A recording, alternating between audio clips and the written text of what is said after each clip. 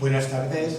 En nombre de JCALL España, otra voz judía, y el Instituto de Estudios Judíos de Barcelona y amigos Standing Together España, os damos la bienvenida a esta 21 ceremonia de conmemoración por los caídos de ambos bandos. Este es el segundo año consecutivo que celebramos públicamente esta ceremonia en Barcelona. Se trata de una ceremonia en la que activistas de Palestina e Israel rechazan la dominación de un pueblo sobre otro y reafirman su compromiso por la coexistencia pacífica. Es el acto más significativo de la resistencia conjunta no violenta israelí-palestina.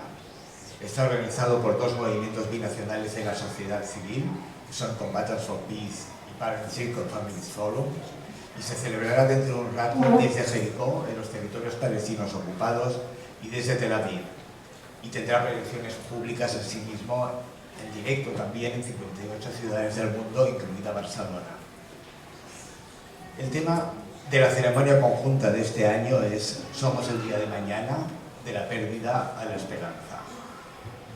Bueno, hoy en día casi nadie cree que ese día de mañana vaya a llegar pronto. Al contrario, la esperanza de ese día de mañana está más lejos que nunca desde la Nakba, con más matanzas masivas, destrucción de pueblos y ciudades, limpieza étnica y comunidades enteras desplazadas. La deshumanización, el odio y el resentimiento van en aumento. Hoy en día, los israelíes y palestinos que participan en la resistencia binacional no violenta siguen siendo una pequeña minoría en ambas sociedades. La mayoría sigue atrapada en la mentalidad de nosotros o ellos, us versus them, que cree que la solución está en expulsar al otro y recurre a la violencia, especialmente en el lado israelí. Es importante señalar que esta ceremonia conjunta de duelo no da a entender que existe paridad entre el sufrimiento israelí y el palestino.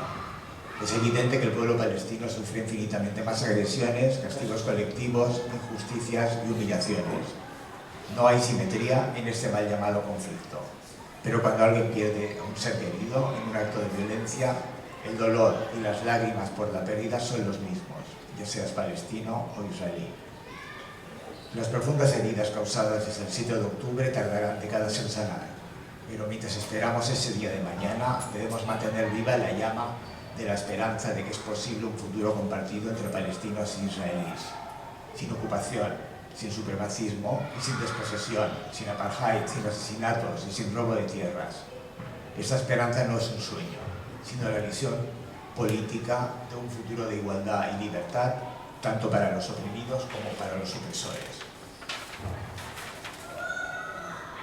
Bueno, esta tarde tenemos el honor de tener con nosotros a Elik, Elhanan, Ahmed, Helou y Shauer, que vienen desde Israel y Palestina.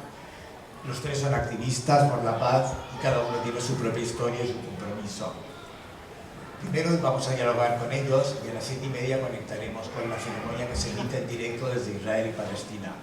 Y al acabar la ceremonia, nuestras compañeras Lilach Weiss y Taura Abudai, israelí y palestina, cerrarán este acto con unas palabras sobre la organización binacional que está creciendo mucho, Standing Together, y la reciente creación de AMIGXS Standing Together en el Estado español.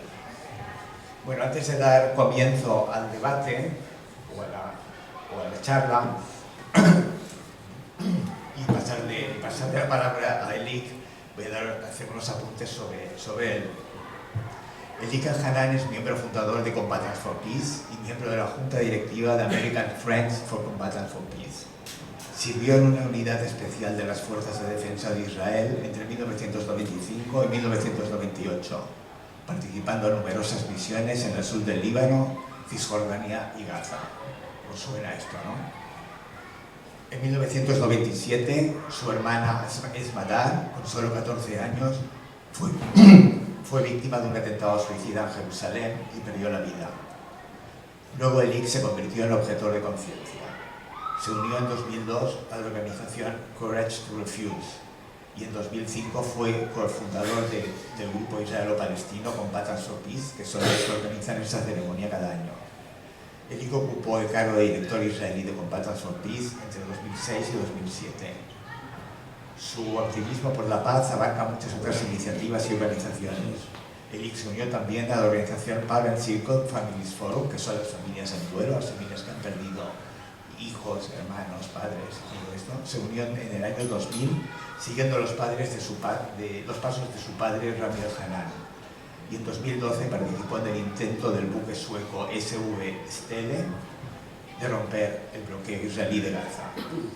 Elik tiene un doctorado en estudios sobre Oriente Medio por la Universidad de Columbia y actualmente imparte clases en el City College de Nueva York.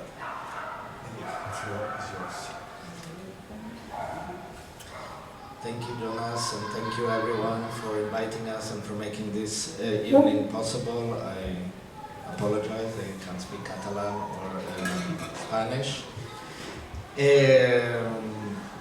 I will speak English as my third best thing. Again, thank you everyone for coming to attend this special event and for allowing us to speak to you. I will just say a few very short words of greeting and introduce our speakers, Noah and Ahmed.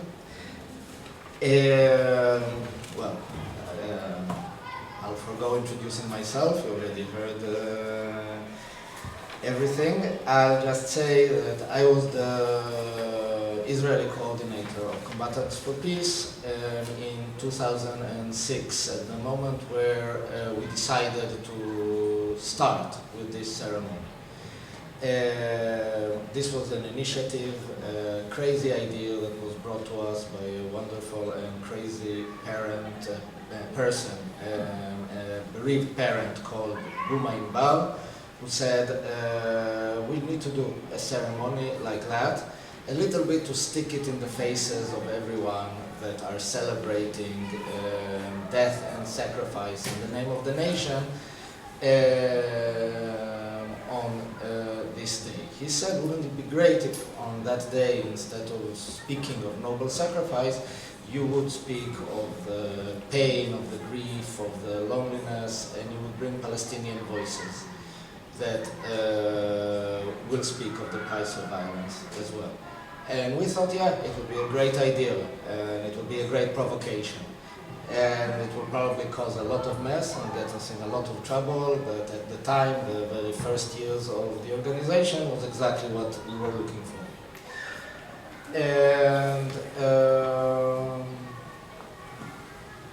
And we had no idea what we were getting into. It was a great provocation, it did piss off a lot of people, it did get us in a lot of trouble, but it also struck a chord in the hearts of many, many people that looked for another place to spend that day, for another voice on that day, another voice than the one that celebrates the endless sacrifice of life in the name of the nation.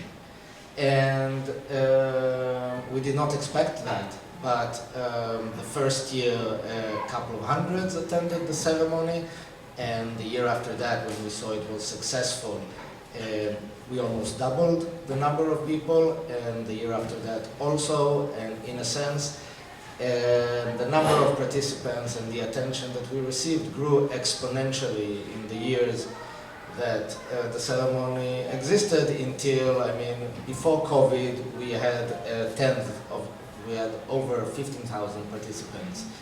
And in this ceremony, in what became inadvertently the biggest counterculture, the biggest protest event currently in Israel, and I would say in Israel historically as well. And that attests very strongly to the desire of people to hear a different voice, another voice that offers hope and not just endless bloodshed. The reason we were able to air such a voice and to be heard in such a convincing manner is because of the generosity and the courage, the dignity and the nobility of our Palestinian friends, members of Combatants for Peace, who showed the immense, unbelievable courage in coming and standing next to us on that day and sharing their pain, which is absolutely incomparable with those of Israeli families who lost soldiers, who lost people on that day. And it's this quality of standing together, of joining our voices together, that gave that ceremony such a powerful resonance. And this is the quality of this ceremony that inspires so much rage and so much hate and so much antagonism and animosity from all sides towards this ceremony. There hasn't been a year where everyone from every direction did not try to stop us from speaking, from getting together, from airing this voice. Including this year, when the attacks against the ceremony are in full swing as we speak. Last year there were physical violence, in previous years as well, but we persist because we know that this voice is, if not a solution, is the first condition for thinking about a solution. A solution will only grow from the place where we can see the other as human, the lives of the other as dear, as perishable, as grievable, as something that cannot be ignored but must be mourned, that the pain for the loss of the others must be felt in all of its acuteness. This is the voice that we put on stage every year for the past 20 years, and this is what we brought to you today. I will very briefly introduce the speakers now. Noah Shauer, who is an Israeli activist working on workers' rights, migrations, human rights. She had organized workers, supported vulnerable communities, and advanced social justice in complex political realities. Her work connects struggles for labor rights and justice with the Israeli-Palestinian context. She worked closely with grassroots communities and international partners to build collective power and dialogue. Noah currently lives in Barcelona area, where she remains active in community life. From here, she continues her activism for Israel-Palestine.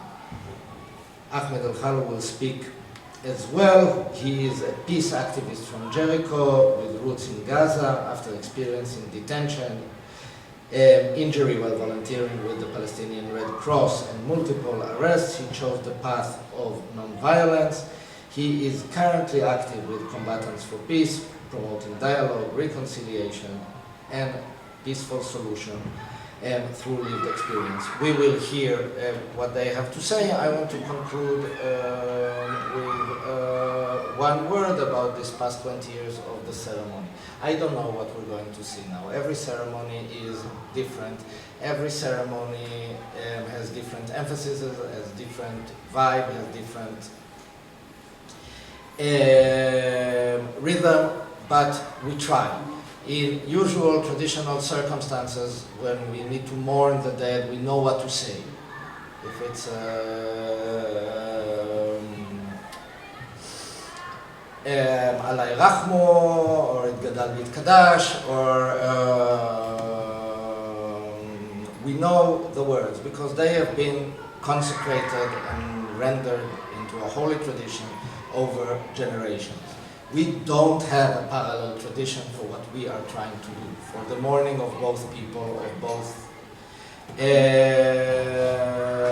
nations at the same time. And we are trying to develop this right now, to create a language that will live on and would allow us to have a voice of our own when we mourn the people that we lose in this endless, ongoing conflict that has deteriorated into a genocide and has gone places we never dared imagine it will be. Thank you.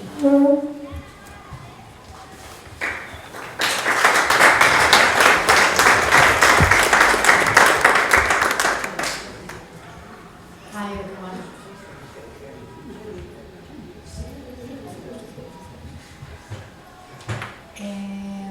Hi, my name is Noah. I have to say that I prepared some things to say, and I will say it in a few minutes. It's just that now coming here and seeing everybody coming, and I think if I understand right, the majority are from Israel, Palestine, and I was thinking on the way up in the elevator that I'm not sure that for people from Israel-Palestine I have anything new to say, but this is just to bring a narrative into this evening that is from my narrative and my point of view. So my story is ordinary Israeli story, and that is exactly what makes it troubling. Because daily life in Israel-Palestine is structured in such a way that separation becomes normal. As a Jewish Israeli, you can grow up in Israel without even meeting Palestinians, without speaking to them, without recognizing them as your neighbors, and without realizing that this absence is not natural, but constructed. I was born in a city in the center of Israel. I grew up in a politically liberal, left-wing family. My mom came from Poland to Israel, and my dad immigrated from Bulgaria. It was clear to me growing up that Israel is occupying another land and another people, but I never met Palestinians, not in Israel nor in Palestine. I didn't understand what was later became clear to me, that the state of Israel is doing everything it can to make sure that Israelis and Palestinians won't meet, won't talk, and will fear one another. After my obligatory IDF military service about 20 years ago, and while studying in university, I started volunteering in a small community center called Community Advocacy. This center served citizens of the city of Lod, a large city in the center of Israel, which the state of Israel calls a mixed Arab-Jewish city. Lod used to be a central Palestinian city known as Elik before 1948. In the community center, I met a Palestinian woman. She had just returned to Israel from Gaza, where her husband and old child were still living. It was during another Israeli operation on Gaza, the washed name Israel gives to wars it brings upon citizens of Gaza every few years. This woman and I started building a connection. As a Palestinian citizen of Israel, she came to the center to try and secure her rights for social services and support. One day, we sat down to talk, and she just cried. She told me how worried she was for her teenage daughter in Gaza, and that she simply didn't know what to do. In that moment, she was just a mother. She just wanted her daughter out of there. In that moment, I realized that horrible things were happening to my friend on behalf of my name and my citizenship. After a year, I started studying the Nakba as part of an intensive course led by an Israeli organization called Zochrot. We learned how the Nakba was a highly organized ethnic cleansing of the Palestinian population who had lived there for generations in what was Israel-Palestine at that time. One day, after one of the classes, I was totally shocked and sad from what I've just learned. I sat down to talk to an older friend, a Jewish woman, and I asked her, wait, I don't understand. How does someone wakes up in the morning and discover that all of their neighbors are gone and say nothing? She looked at me and answered, this is exactly what we ask about the Holocaust. It's the same. In the years that followed, I became more politically active. I started meeting Palestinians and began to realize how much what I thought I knew growing up was only part of the story. I didn't realize, though, how deep and intensive this effort of separation that Israel invests in our lives really is. I remember once crossing the border into Jordan, thinking everything was fine, there was peace between the countries, but I was shocked to realize how much fear came over me, physically and emotionally, as I crossed the border on foot. I too was carrying this fear within me. Years later, I started working in a democratic union.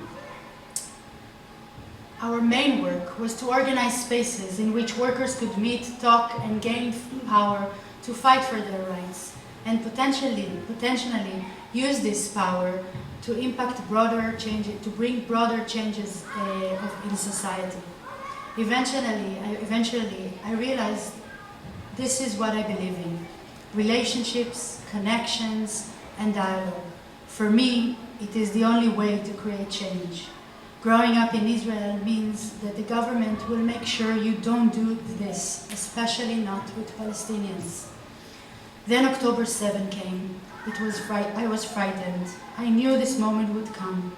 After years of political activism, I knew that we Israelis wouldn't be able to continue doing what we have been doing for so many years without consequences. But it was still terrifying. A new feeling entered my body, a fundamental fear for my life. Then the genocide in Gaza began. I couldn't comprehend what was happening or how people around me could accept it or even justify it. I felt like something fundamental was breaking. I felt deeply hopeless and depressed and more distant than ever from the place and the people I had grown with. At the same time, like many other Israelis, I tried to do what I could to help towards the people in Gaza and to oppose what my country was doing, but it never felt enough. It was unbearable for me to be implicated in this reality for years already, and after October 7 it became even more so. Shortly after, my nuclear family and I decided we didn't want to continue living like this. I was also afraid of what would happen to our son if he grows up and will be expected to serve in the military. We didn't want him for him, so we left. Shortly after arriving in Spain, I began looking for my political home. At one of the activities, I met Ahmed.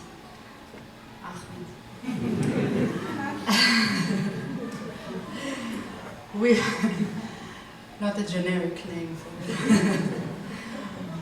We became friends, and I couldn't help but feel guilty and ashamed that this friendship could only happen here, outside of Israel.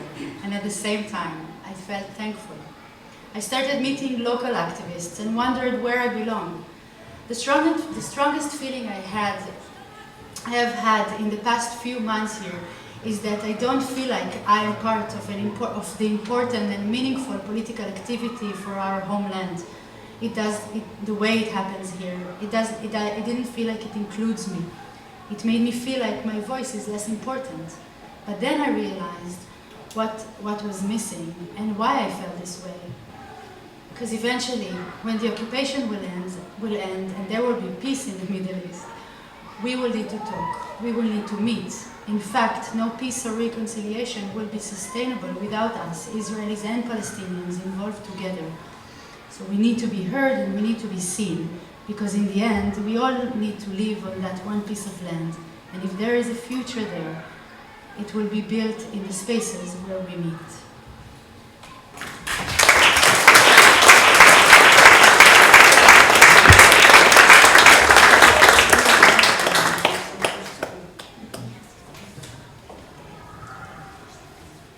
First of all, I will thank JCALL to organize this event and also standing here to help us also to screen the event.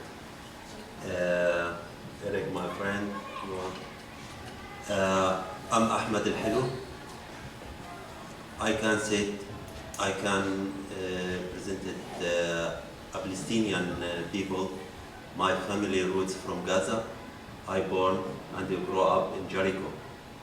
So I can present the Gazian people and also the Palestinian who live in West Bank. I live in Jericho, in the Jordan Valley. So also I can present the people who suffering from the settler terrorist active because they attack villages around Jericho, special village called Al-Oja. I am a refugee guy. My parents born and grow up in Beersheba, and they escaped in 48. So I can present the Palestinian refugees who live in Palestine. I got injured in 1996 when I was in my work as ambulance service. So I can present the injured Palestinians, and also the ambulance service which killed in Gaza. As we know, there's hundreds of Palestinians ambulance service killed in this genocide. I was in the Israeli prison. I stayed 7 months. They arrested me 3 times. So I can present it. The Palestinians who stay in the prison, Israeli prisons. I'm peace active in combatants for peace more than 12 years ago. So I can present it also. The people who has hope for future. In the 7th of October till now, I lost more than 170 people from my family. They are not numbers. They had names, they had dreams, they had futures. From the first day, in the beginning of the 7th of October, I lost my cousin. He was in his work. So I entered to mourning from the first day till now. I feel I'm in the morning.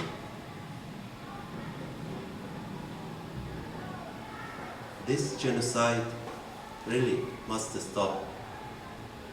In the beginning, I said it is not genocide. It's Holocaust. How can we imagine the people who survived from the Holocaust, then grandchildren, make the same to another people?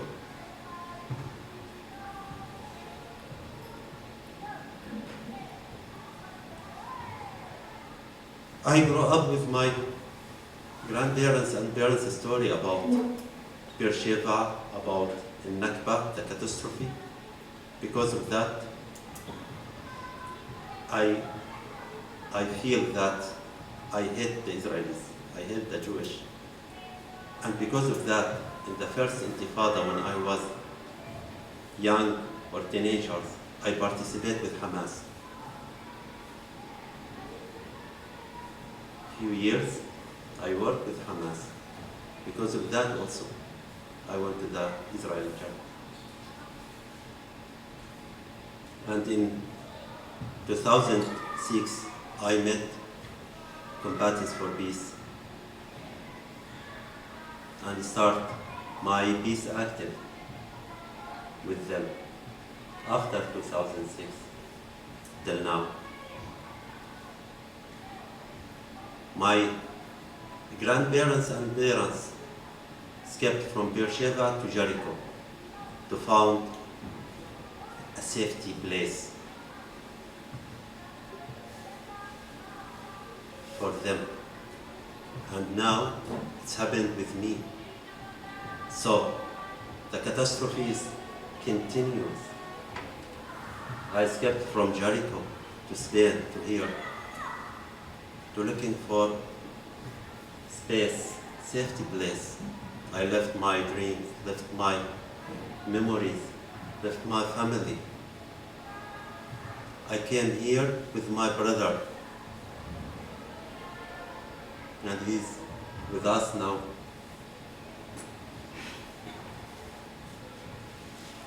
We stay here together to support each other, to escape from the terrorist settlers. And also, my family stayed in Jericho till now. I have 4 children. two in universities, two in schools.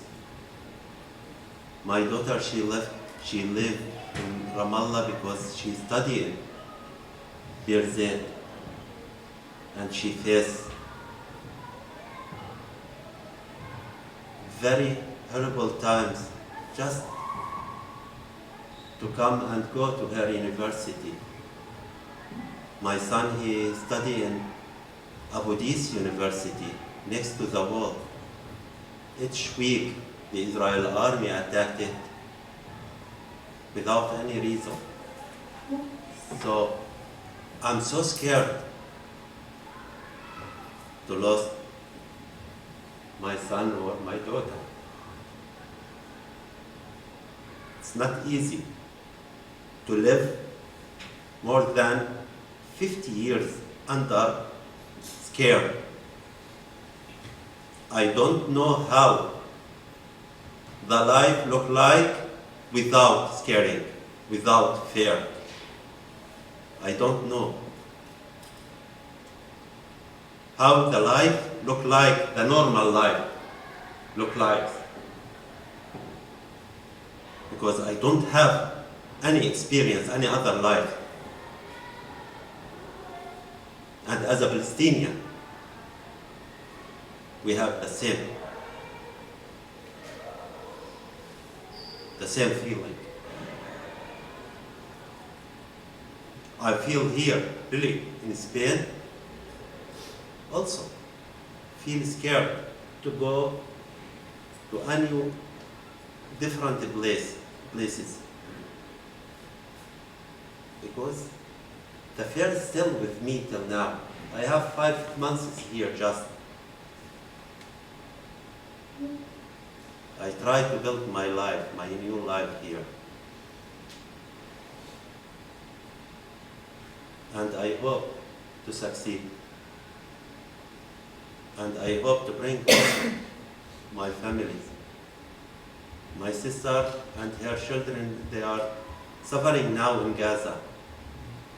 And I try to bring them to here also. My children in Jericho. I try to bring them also to looking for a good life, better life. So we are, I can call myself as a candle for hope. Because that's what we're looking for. That's what we need. Thank you for your coming. And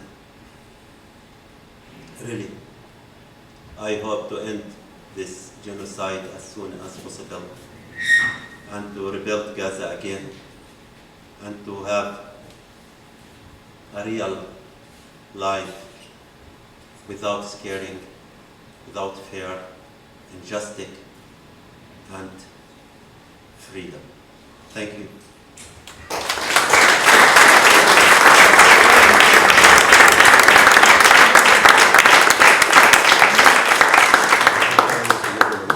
Well, we will open a turn of questions. If someone has any question here to any of our guests. Well, I'll start the question. Well, for me, it's crystal clear that it's not just Netanyahu. It's not just Netanyahu. It's not just the right wing, the far right. It's more the Israeli public. And how can we move the Israeli public beyond this mindset of us versus them? How can we do from abroad to change this political vision of there is no solution, only military solution?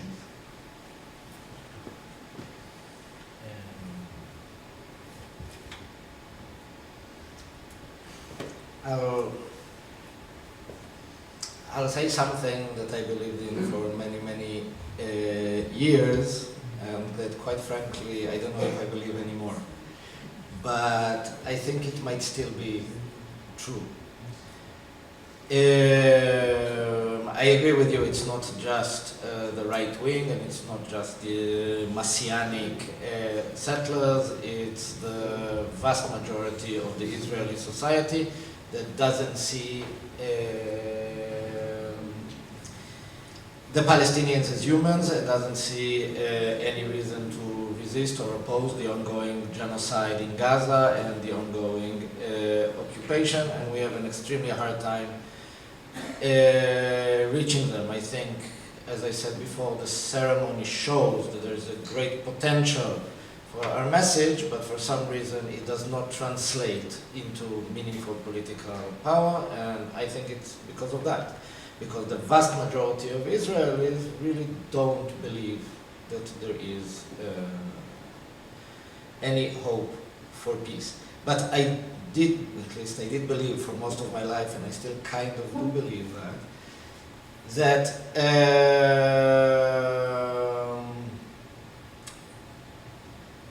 these things change.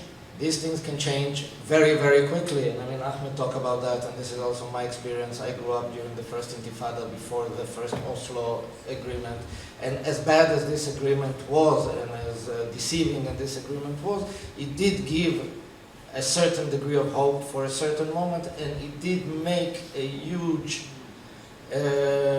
change. People who were completely steadfast on dying and killing before that moment supported a different kind of politics. And we all know that, I mean, this the Oslo agreement was imposed by and large on Israel by international forces and was promoted and supported by the international community. That, again, did a terrible job. We don't need to criticize the Oslo agreement here. Again, but somehow I still do believe that if the world would present to Israel both the price of its actions and the possibility of a different life, we will see a major difference in Israeli public opinion. The cynicism with which international politics comports itself by completely allowing this genocide to continue while at the same time supporting completely defunct solutions and that have no longer any validity, of course it breeds cynicism. Of course it breeds the feeling that we can only take care of ourselves with violence. I do believe that on the one hand, enforcing Israel to stop the genocide, to pay the price for its actions, while at the same time presenting a clear avenue for the future, will produce a very, very strong change in public opinion. Or at least I believe that for a very long time. If this is still possible in today's conditions, I don't know. But I think it's still worthwhile believing that, because the alternative is just too terrible to bear. For me, the same thing also. If we boycott Israel, if we don't support them, if we stop to support them, if we stop to deal with Israel, maybe we will push the government to change or to do something. But to stay in touch with this terrorist government, it's wrong. They will go forward for what they're doing against the Palestinians, and they don't care about how many children they will kill in the future. So we need altogether, and from the European, from people outside, really, to boycott Israel. That's how I believe. Since most of it has been already said, so I'm just going to add from my personal point of view, that these things won't be. I don't know how many citizens of Spain are sitting in the room right now, or people with voting power here. But I think that the way these things, the way to make Israel change from outside, or one of the ways would be to make sure that the government stay on the right side of the political map in Europe. And for that, but I believe that the way I see it, and also from the outside, and not to say anything about local activism or local initiatives that I'm sure exist, what the most important thing is that people were organized locally to make sure that in 1.5 years, when there will be elections here in Spain, Vox won't be elected. And then there is a place to lobby in the government, and a government that might listen to what the public wants.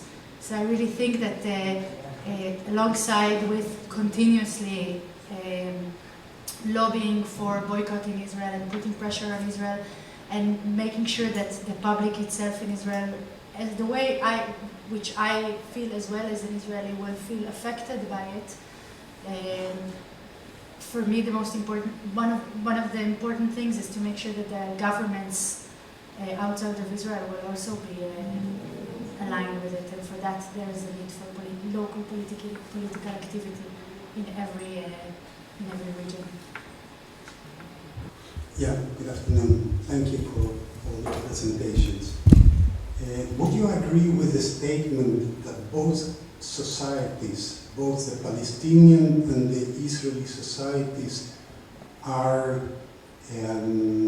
how would I say, are addicted to violence, and both societies think that the only way to overcome or to subsist is by way of violence, and the only way to overcome this is by accepting both societies the narrative of the other society?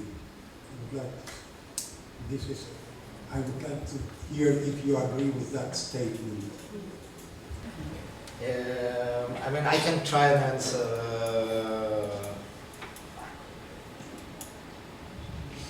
I don't agree with that.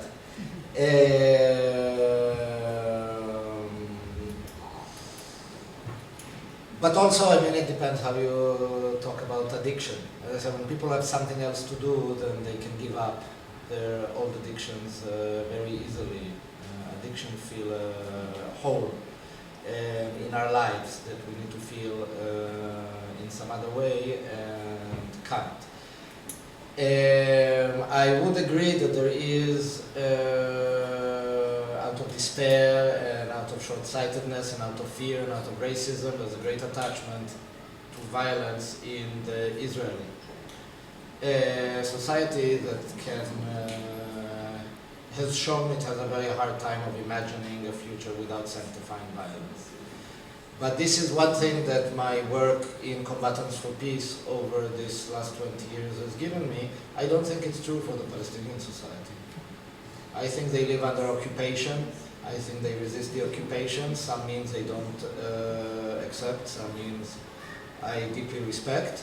But I think they have a vision, a clear vision for peace and a clear vision for justice and dignity. And I think that if in Israel people will have the courage to hear the Palestinian voice, the violence will come to an end.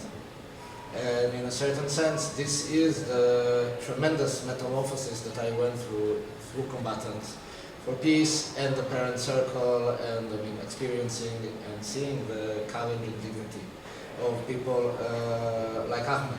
I think there's a cause to the violence, and this is the occupation. The fear of letting go of the occupation sustains it in Israel, and letting go of that, I mean, both societies will move beyond this point. But yeah, I don't think that there is such a addiction at all in the Palestinian side. time after time after time, I was astonished and amazed by the willingness for peace and the courage and the ability to see the human side of Israelis when we have done everything in our power to hide that side from our neighbors. And still they insist in reminding us that we are human. As I understand your question, we need to recognize what the violence means. Because as a Palestinian, I call what we're doing as a Palestinian resistance. And as a Palestinian, as the international law, we have the right to use everything what we can to be freedom. It's a international law, if still there is international law. If it's still, it's any right in the world after what Trump and Netanyahu do. But it's writing in the United Nations law, any people, anyone under occupation, he has a right to use anything, any power he can get it to be freedom. And that's what the Palestinians do it. I'm against using the violence. As Ahmed, as combatants for peace, we believe in non-violence. But not that mean to unrecognized or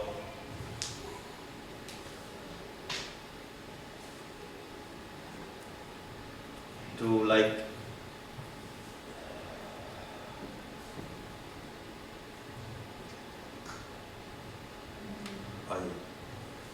sorry, the word is running from my mouth. But in general, as combatants, we are against the violence. We believe in non-violence, but we believe in protest and to resistance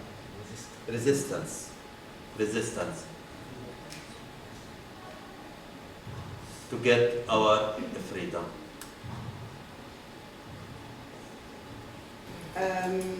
Well, I think, and I've been thinking a lot really for many, many years, before 7 October, I was thinking that the only issue of violence is humanization. Let's say. Because I think that humanize the other one, that Ahmed is as human as myself, as my children or grandchildren, is the only manner to go out of this crazy violence. We suffer from the same symptom as you. When you say that the Holocaust is the same as the genocide of Gaza, it is not the same. I will explain. The genocide, the Holocaust, ¿qué pasa? Es que no se puede. ¿Qué pasa?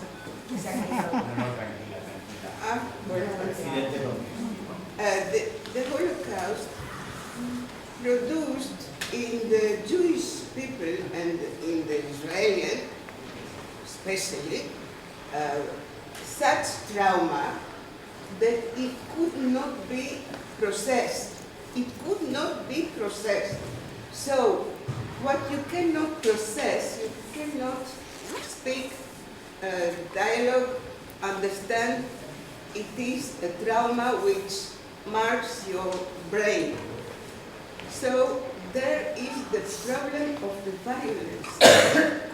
It's the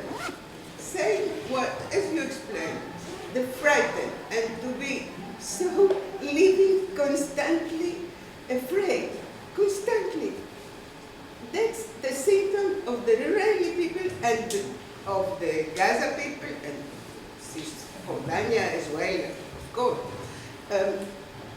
I want you to understand me because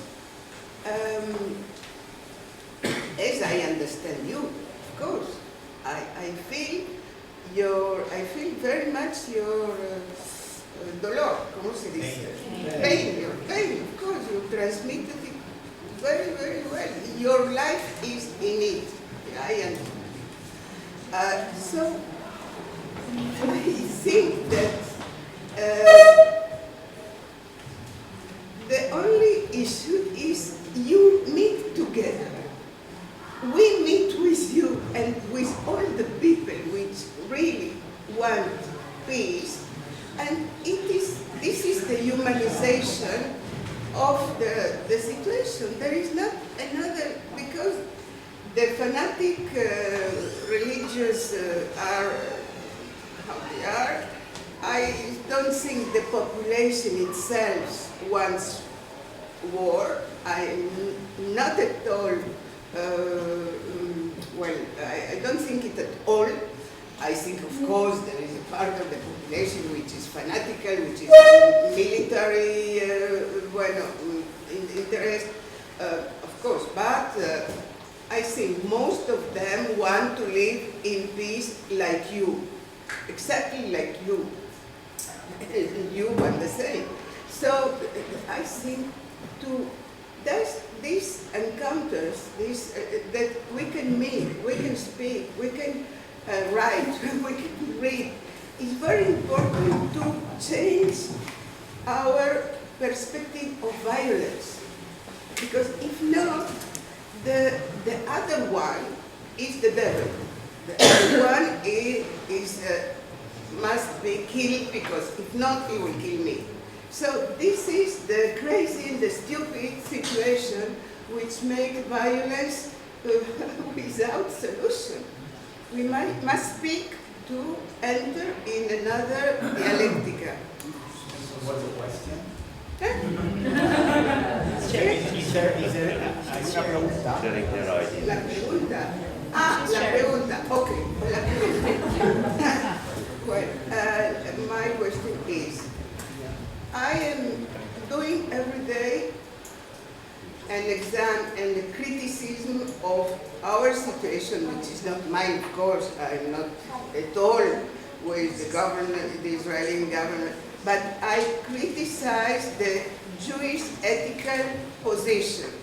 Do you do the same thing with the Hamas and Gaza? Please tell me, because you were very engaged with them. Can you criticize yourself, not only feel like the victim, but feel like a citizen which can think what happened in your own country? We know the evil and all the bad things and the genocide Israel has done. We know it very well. But what do you think about your own country? How come we do an autocritic all the time? Do you do the same thing, or you are just a poor victim?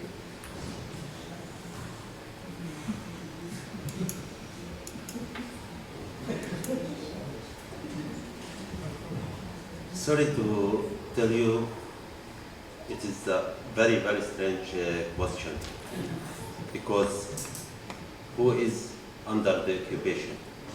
Who is suffered? Who's occupied the other? No, Who is occupied the bajo other? la ocupación? ¿Quién está ocupado? Vale. Sí, no, I know that. So the Palestinians under occupation, the Palestinians under the fire, the Palestinians under the knife. So how can you ask from who facing the death every day to smile? How you can ask from under or facing the death every second to laugh or to to feel sorry. But in that also, I feel sorry. Yeah. As Ahmed, I feel sorry. Because I believe all of us victims to the Zionist authority, to the Zionist authority, to the Zionist, to the occupation also. All of us, Palestinians and the Israelis. If there is no occupation, if there is no occupation, no one facing the death, no one face the pain, no one lost lovers. I tell you, when I present myself, I lost more than 170 relatives in Gaza. But still, I'm still sitting with my friends. I'm still catching them hands to go forward, to build new future to all of us, not just for the Palestinian. No, for both nations, to build good life, good future. I said enough to look for back, enough to always asking who's became first, the chicken or the egg. Why we need to go back all the time? We need really to forward for future. And that's what we're looking for. When I compare what's happened to us as a genocide, because, okay, I don't feel the pain of the genocide, the Holocaust itself, but I feel the pain of what's happened now, right now in Gaza for losing. So for me, it's maybe more than the Holocaust. For me, as Ahmed, when I lost 170, when my daughter called me and she crying in Ramallah and she cannot come to Jericho, and I feel مشلول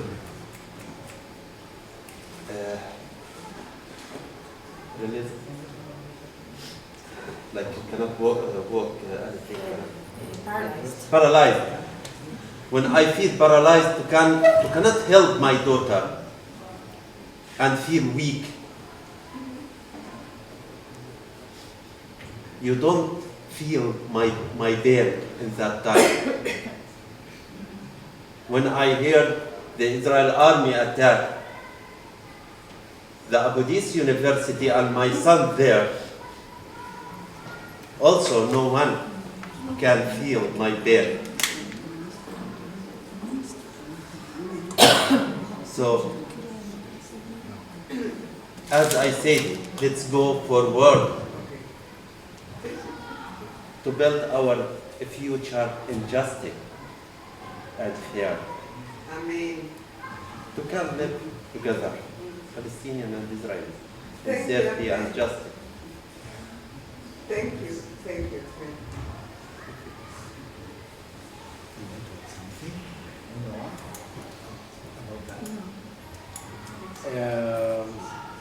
I'll just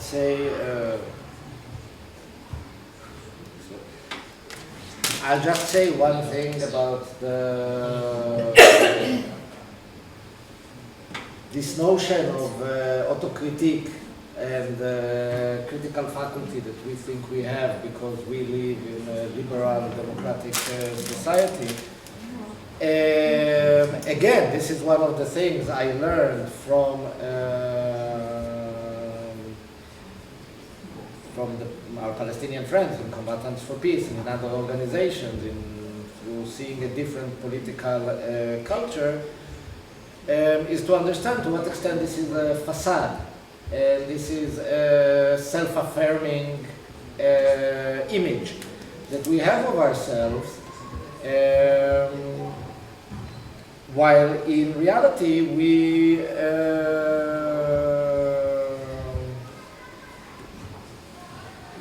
are not as critical as we think. And I mean, the major example that we can see, and this is where so many of these peace initiatives fall apart, is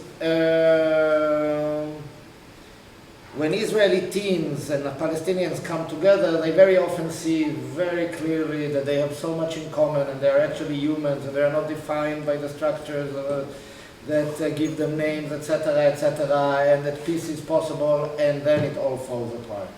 Because the Palestinians do go, and Ahmed I think can tell you of these hard debates that happen for Palestinian youngsters when they choose their political future and political affiliation, whether they ascribe to the way of violence or go in other ways, as young men and women in Palestine. Well, there's hardly ever question when an Israeli kid is 18 and they don't join the occupation forces. How many parents tell them, no, this is a crime, you shouldn't do that? And in a certain sense, we understand that this is something they have to go through, and this is something that they will have to deal with later, but this is an idea that we accept absolutely uncritically, that we have to sacrifice our children for the occupation when they're 18. And later they have to cope with the price. And we are completely open about the ways with which they'll cope with the price, but we never question or even criticize the need for them to sacrifice their lives for such a criminal endeavor. And in a certain sense, I remember that each one of my Palestinian friends had a much more candid conversation with their children about the meaning of violence and the possibilities of political expression than, I mean, for example, I can even say my parents had with me. It's not true for my younger brother, but he already grew in a world where we were members of Combatants for Peace and the Parent Circle, and we did know this other political possibility on the horizon. But when I was 18, I never questioned, and no one around me questioned. And what happened with your brother? We questioned. He still went, but we questioned very much. And we gave him a very hard time before going. He still went, but we really made his life hell. Jo el que voldria, més que una pregunta, és parlar una mica dels meus sentiments, no?, respecte a aquest conflicte. Penso que és meravellós el moviment aquest, jueus i palestins junts, amb la intenció d'arribar passos endavant, d'arribar a la pau. Això no sé si ho podrà aconseguir mai, però d'entrada és un intent i penso que si molts israelians es van sumant a aquest moviment, hi ha una esperança. Si els israelians no se sumen, la veritat és que ho tenen molt difícil. I tal com està la situació ara mateix, no podem ser equidistants. Mireu, jo sempre porto... Dic que jo fa molts anys que porto una cofilla o un símbol de Palestina. Això és... Però no és perquè sigui pro-palestino, no és perquè sea pro-palestino, sino porque si fuese, en estos momentos, fuese al revés, los palestinos fuesen un Estado fuerte y los israelíes fuesen un pueblo débil, yo llevaría aquí la estrella de David, porque mi protesta va contra una fuerza desmesurada que está cometiendo genocidios, sea de un lado o sea de otro. Entonces, en estos momentos creo que no podemos ser equidistantes. En estos momentos creo que los palestinos están sufriendo tanto 70 y pico mil personas muertas, niños, escuelas, hospitales, y también los israelíes están recibiendo bombas y cohetes y muriendo gente, pero no es comparable, que me disculpen, dicho con todo el respeto, los muertos son los muertos, ¿no? Pero ahora mismo el pueblo palestino yo creo que está casi abandonado. Europa mira para otro sitio. Estados Unidos, por descontado, está apoyando a Israel. Entonces, ¿quién apoya a Palestina? Sorry. The ceremony is just beginning. Okay. Muchas gracias. Gracias.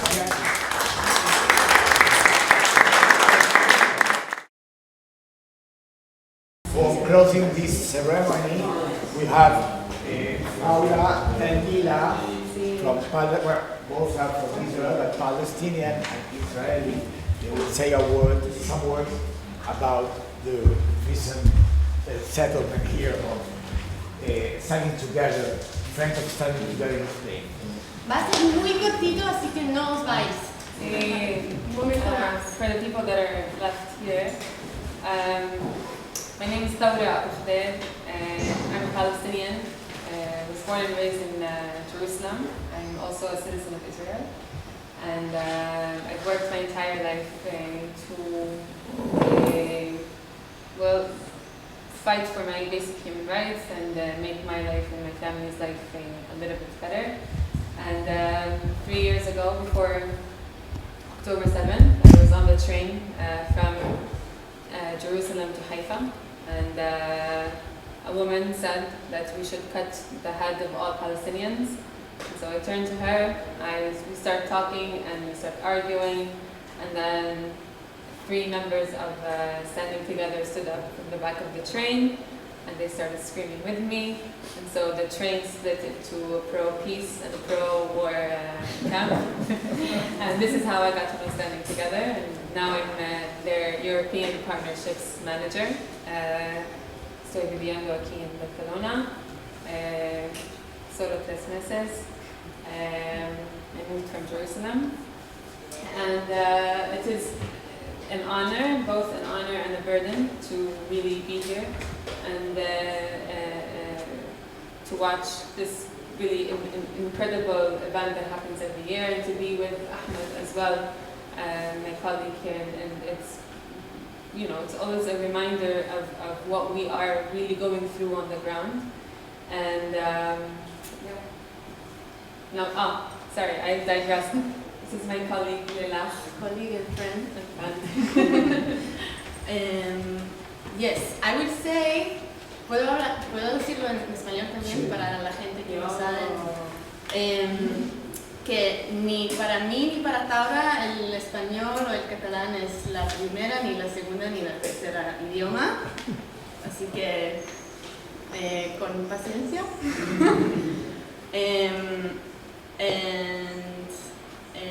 I'm also part of Standing Together for many years, and I won't talk much, but I will say there's been a few questions. What do we do in the future? How do we handle the situation right now with the majority or not majority of the Israeli population or the Palestinian population? What can we do to stop what is happening right now? How can we change the reality? And I think I'm very happy that we are the last ones talking, because we're here to talk about hope, to restore a little bit the hope in the room, which is something that is very difficult to think about in the horrible reality that we're living in. And the way we're doing that is one of the questions, I think, was whether the mainstream Israeli public is indeed pro-war, pro-genocide, pro-whatever is happening back home. However, this is where we come in, Standing Together. We are the leaders of every anti-war protest you see on the ground now. we have been the leaders of the anti-war with Iran in the last month, and we were able to gather more and more groups, more and more protest groups. For example, like the anti-government protest, they joined us, and now we're part of a bigger coalition to protest against violence. We are Palestinian and Jewish citizens of Israel, and we believe in a shared struggle in order to end the occupation and to achieve equality and a just peace. One second.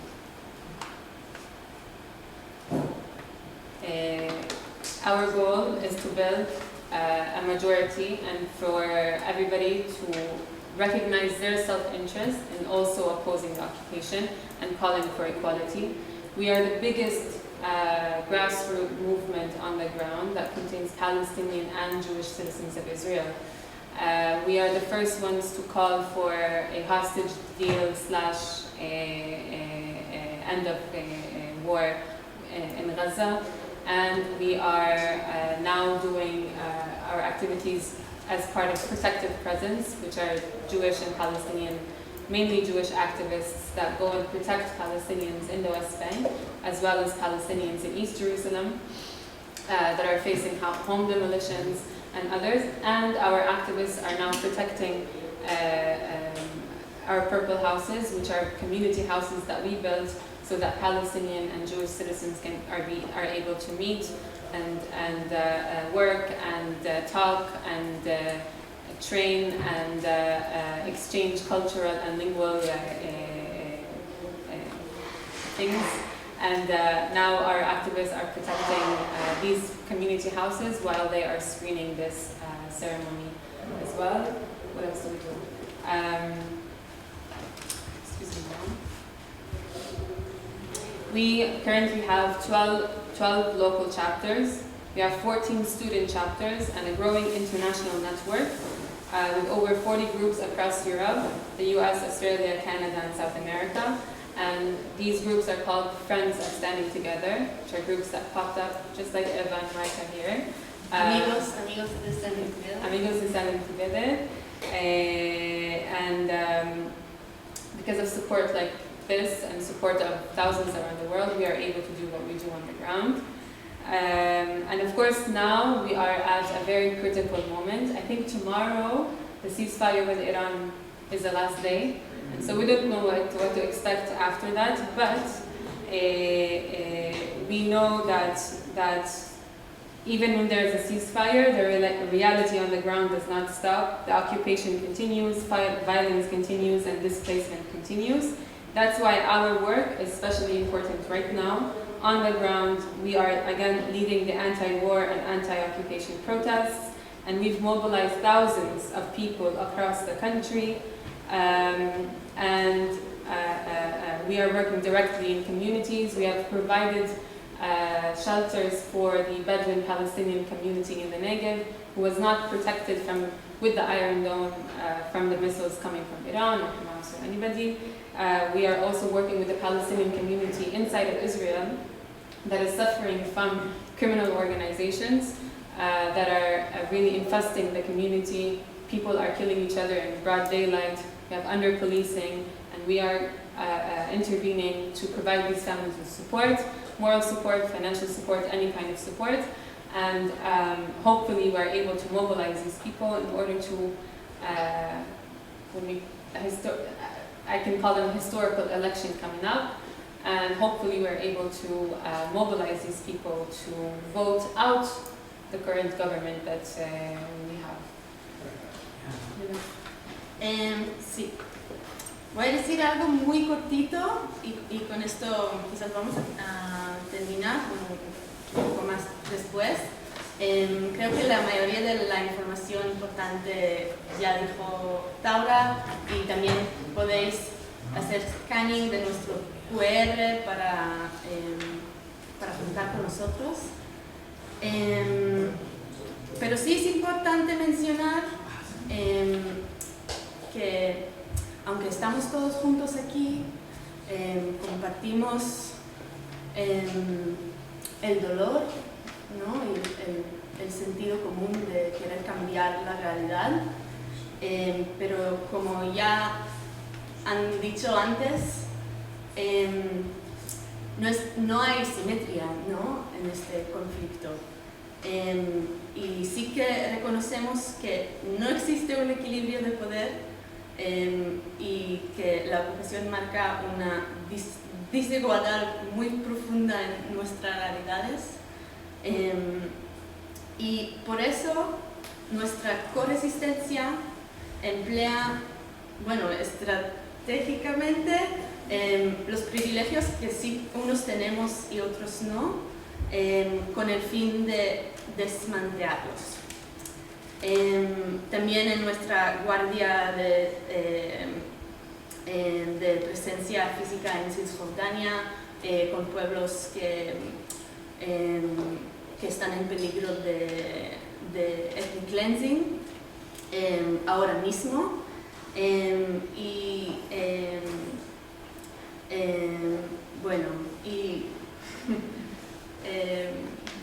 intentamos utilizar nuestro privilegio para cambiar, para interrumpir esa violencia.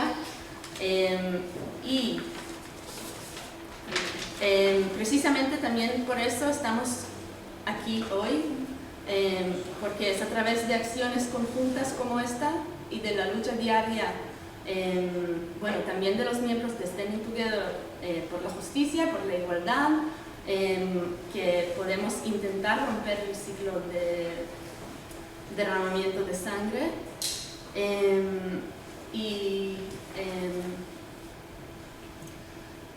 Sí.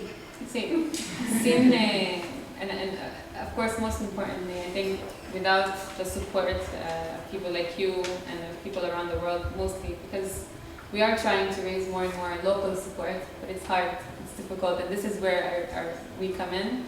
But of course, the support of internationals is what keeps us going, what keeps them going, what keeps this whole ecosystem going. And so, learn more about us, take the flyers, and if you want my email, I have a contact card as well. Gracias, muchas.